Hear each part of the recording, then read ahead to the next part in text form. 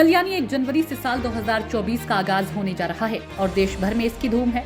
साल बदलने के साथ ही देश में कई बड़े बदलाव भी लागू होने जा रहे हैं जो आपकी जेब पर सीधा असर डालने वाले साबित होंगे। इनमें आपके बैंक लॉकर से लेकर रसोई में इस्तेमाल होने वाली एलपीजी गैस के दाम तक, यूपीआई पेमेंट से लेकर सिम कार्ड तक शामिल हैं। आइए जानते हैं इन बदलावों के बारे में विस्तार से।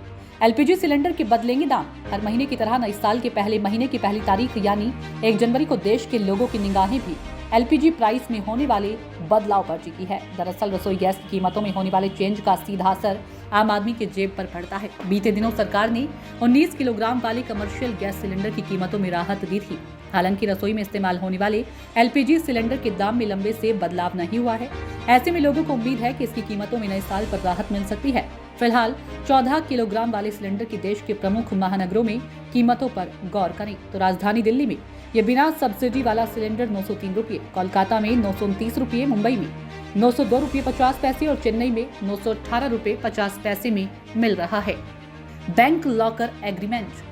भारतीय रिजर्व बैंक ने बैंक लॉकर एग्रीमेंट को रिवाइज किया है। इसके तहत यूजर्स को फैसला लेने के लिए 31 दिसंबर तक का समय दिया गया है और ये डेडलाइन 1 जनवरी को खत्म हो रही है। आरबीआई ने सभी बैंकों से कहा कि वे अपने ग्राहकों का लॉकर एग्रीमेंट संशोधित करा लें।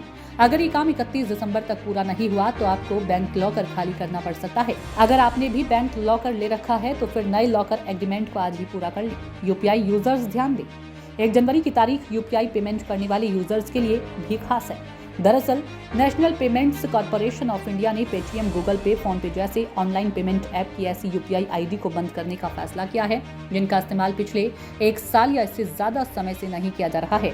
उन्हें बंद कर दिया जाएगा। अगर आपका भी कोई ऐसा यूपीआई आईडी है तो उससे तुरंत ट्रांजैक्शन कर लेना चाहिए। नया सिम कार्ड लेने के लिए केवाईसी 1 जनवरी से होने जा रहे बदलावों की लिस्ट में अगला टेलीकॉम सेक्टर से जुड़ा हुआ है। टेलीकॉम डिपार्टमेंट 1 जनवरी से सिम कार्ड के लिए कागज आधारित केवाईसी प्रोसेस को खत्म करने जा रहा है। इसका मतलब है कि ग्राहकों को नया सिम कार्ड खरीदने के लिए कागजी फॉर्म भरने की जरूरत नहीं होगी। इसकी जगह अब सिर्फ और सिर्फ डिजिटल केवाईसी यानी ई केवाईसी अनिवार्य होगी। Updated ITR filing. Income tax भरने की लास्ट डेट 31 जुलाई 2023 थी, लेकिन जिन लोगों ने तय तारीख तक ये काम नहीं किया है उनके पास इसे करने के लिए 31 दिसंबर यानी आज भर का मौका है। इस डेडलाइन तक लेट फीस के साथ अपडेटेड आईटीआर दाखिल की जा सकती है। जुर्माने की बात करें तो ये इनकम के हिसाब से अलग अलग होता है। अगर टैक्स पेयर्स की आय 5 लाख रुपये से अधिक है तो 5,000 रुपये तक का जुर्माना देना होगा, जबकि 5 लाख रुपये से कम आय होने पर जुर्माने की राशि 1,000 रुपये देनी होगी। कई और चेंज भी लिस्ट में शामिल। इन 5 बड़े बदलावों के अलावा भी कई ऐसे चेंज 1 जनवरी से देखने को मिलेंगे जो सीधा आपके ऊपर असर डालेंगे।